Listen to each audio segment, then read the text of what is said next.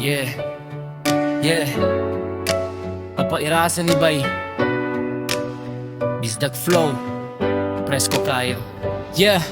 Diri ko nagdikan, diri ko nagdako sa aparira. Sana kung kasing-kasing nakapako. Lugar nga malikon, pundasyon likon. Panag-iusap pirmi, murag bato nga di matunaw sa panahon. Maalnagang palibot, presko ang hangin. Buntag sa'yo, paklaro na ang pananawon sa damin. Walay libog, malinaw ang dalan. Respeto sa isig, katawa. Maoy unang tudlo sa ginikanan. Kung naay problema, di magbulag ang kamot.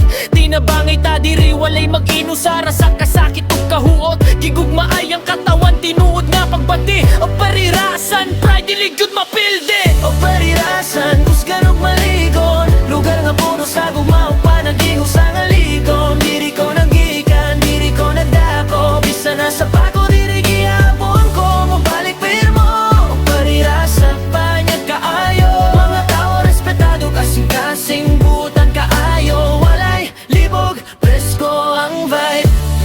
Sama ang lugar, puro good vibes. Yeah.